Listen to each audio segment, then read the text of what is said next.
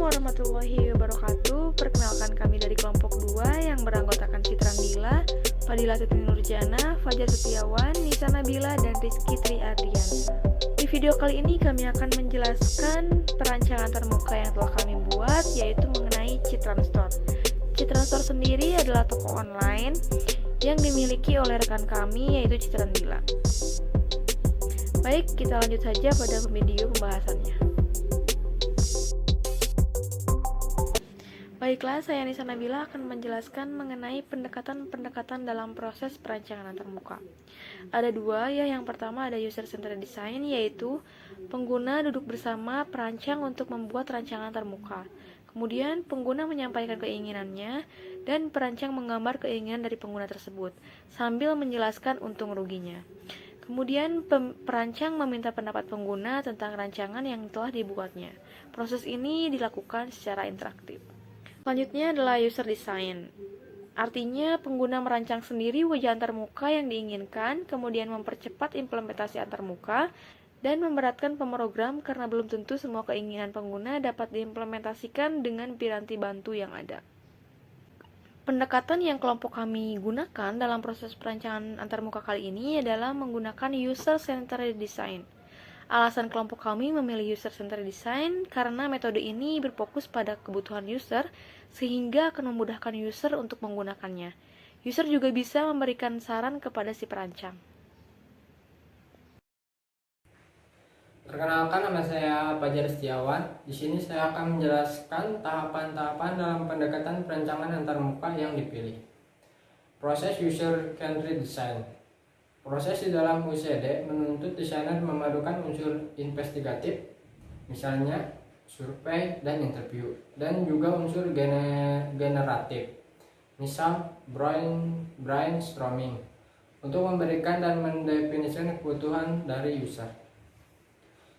Secara umum, proses dari UCD berupa iterasi, yaitu pengulangan dan evaluasi yang dilakukan pada setiap proses sebelum melanjutkan ke proses selanjutnya.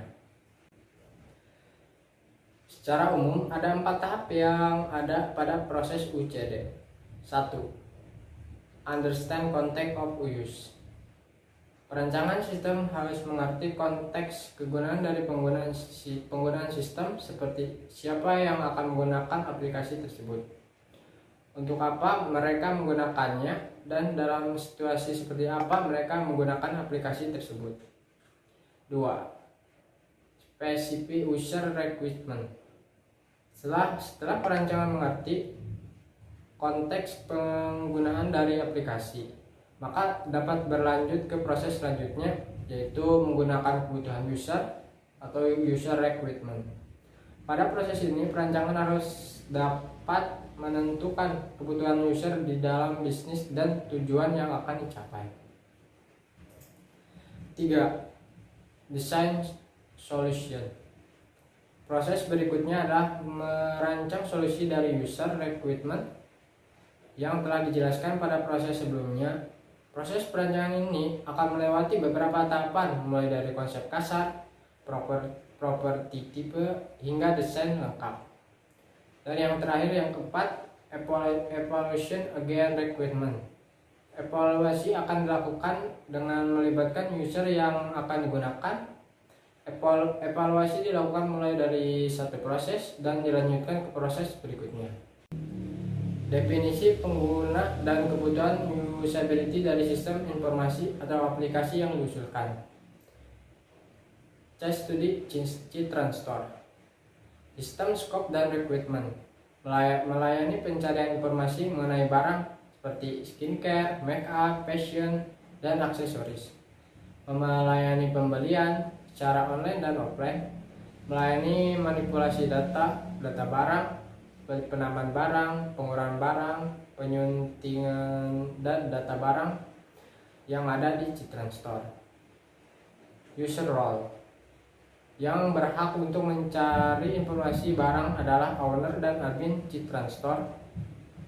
Yang berhak membeli barang di Citran Store secara umum. Yang berhak memanipulasi data barang di Citran Store adalah owner dan admin yang diberi wewenang khusus.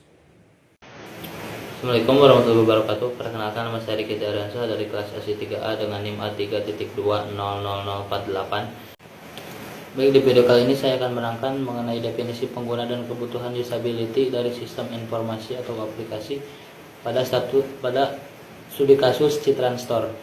Yang pertama, kelompok user, itu owner Citran Store, admin online shop Citran Store, kasir, supplier atau pemasok, reseller, konsumen. Itu pada user kelasnya itu pencari informasi barang, yaitu konsumen. Tipe user itu datang langsung ke toko, mencari di katalog barang dan memesan secara online, kemudian barang dikirim atau COD. Tingkat pendidikan pengguna tidak ada. Tingkat pengguna sistem memahami cara berbelanja secara online. Tingkat keahlian pengguna pemula atau bisa menggunakan handphone. Pada usability requirement pada studi kasus Citran Store, yaitu learnability, yaitu dapat dipelajari dengan mudah sehingga pencari informasi barang tidak perlu pelatihan khusus untuk menggunakannya. Bagian admin dapat menggunakan dengan baik dengan latihan maksimal 1 kali pertemuan. Cara mengukur observasi langsung atau melihat katalog bagi pencari informasi barang dan harga, dan uji coba bagi petugas admin. Itu flexibility, yaitu sistem informasi dapat memberikan keluasan bagi pengguna yang akan mencari informasi katalog barang dan harga dengan cara menambahkan tambahan fitur advanced search. Itu selanjutnya, cara mengukurnya yaitu dengan melakukan observasi secara langsung terhadap fitur aplikasi. Effectiveness, yaitu kecepatan waktu pencarian barang harus tidak lebih dari 1 menit. Itu cara mengukurnya yaitu dengan pengujian fitur secara langsung menggunakan page speed insight. Attitude, pengguna merasa nyaman menggunakan sistem informasi Citran Store tersebut. Cara mengukurnya dengan membangun kuesioner untuk mengungkap aspek kepuasan pengguna. Itu selanjutnya saya akan menerangkan mengenai definisi pada user task yang ada di studi kasus Citran Store. Itu yang pertama, tugas-tugas yang ada yaitu mencari informasi mengenai barang dapat dilakukan dengan mencari berdasarkan salah satu atau beberapa kriteria sekaligus, yaitu merek, jenis, bentuk, warna, dan bahan. Itu selanjutnya melayani pembelian baik secara online maupun offline. Itu ketiga, manipulasi data barang, penambahan stok barang, pengurangan stok barang, penyuntingan data barang yang ada di Citran Store. Itu skenario tugasnya itu mencari informasi barang. Pertama yaitu menentukan kriteria pencarian barang, selanjutnya mengisikan data pencarian barang, selanjutnya proses pencarian. Skenario tugas yang kedua yaitu pelayanan pembelian, itu menentukan cara pembelian yang akan dilakukan, itu secara online atau offline. Perkenalkan, nama saya Fadilah Titi Nurjana dengan NIM A3200015. Di sini saya akan menjelaskan mengenai skenario tugas yang ada di Citran Store. Yang pertama ada manipulasi data barang. Tentukan proses mana yang akan dilakukan, yaitu penambahan, penghapusan, atau penyuntingan data barang. Yang kedua ada penambahan data barang. Menambahkan data barang yang baru, mengisikan merek barang, mengisikan jenis barang, mengisikan bentuk barang, mengisikan bahan-bahan barang yang digunakan, dan yang terakhir mengisikan warna barang. Yang ketiga ada penghapusan data barang, menentukan data barang yang akan dihapus dan proses penghapusan data barang. Nah, yang keempat ada penyuntingan stok data barang, menentukan data barang yang akan dihapus atau ditambahkan. Suntinglah bagian mana yang akan dihapus atau ditambahkan, dan yang terakhir ada proses penyuntingan data. Perkenalkan, nama saya Citra Andila dengan NIM A3.2000071. Di sini saya akan menjelaskan mengenai diagram dekomposisi tugas dari studi kasus Citran Store, di mana mencari informasi barang, kemudian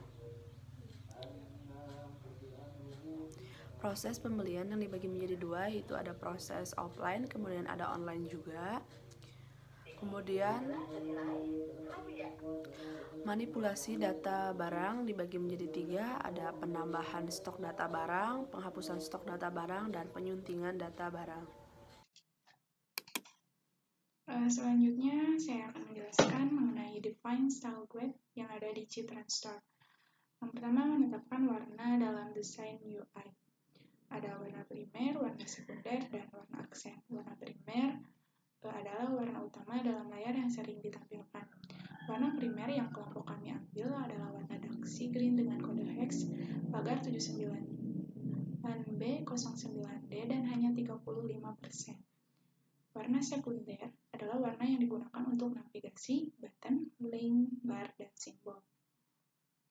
Warna untuk navbar adalah lawan green dengan kode hex pagar 73B53F. Warna untuk button adalah lacy green dengan kode hex pagar 20B2AA. Green yellow dengan kode hex pagar 73B53F dan orange dengan kode hex pagar F97700. Warna untuk simbol-simbol adalah black dengan kode hex pagar 00000. Warna untuk text box search adalah white dengan kode hex pagar FFFFFF. Warna untuk background produk adalah white dengan tambahan drop shadow dan kode hex sama dengan warna text box search.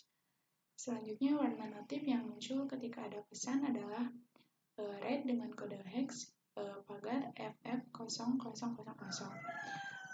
Selanjutnya, warna aksen adalah warna yang digunakan sebagai alert, peringatan, dan informasi.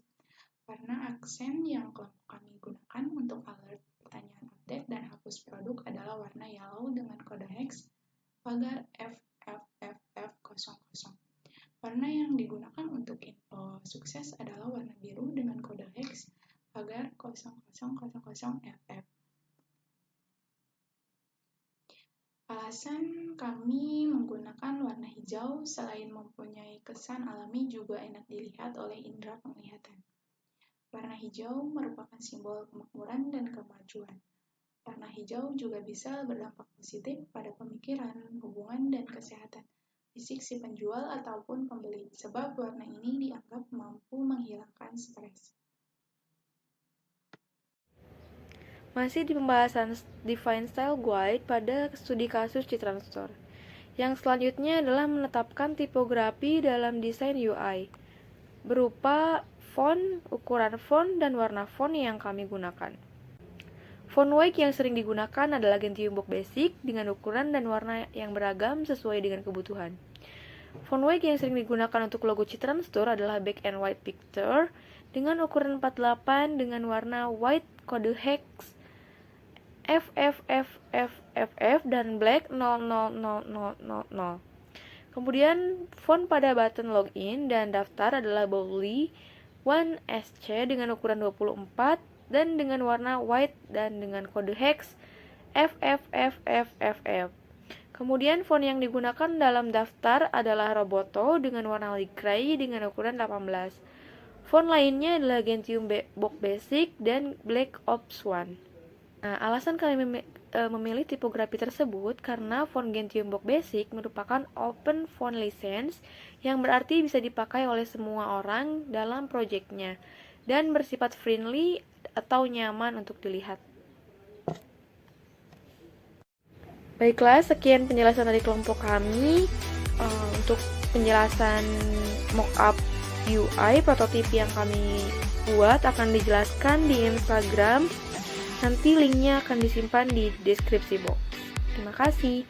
Mohon maaf apabila terdapat kekurangan dan kesalahan. Wassalamualaikum warahmatullahi wabarakatuh.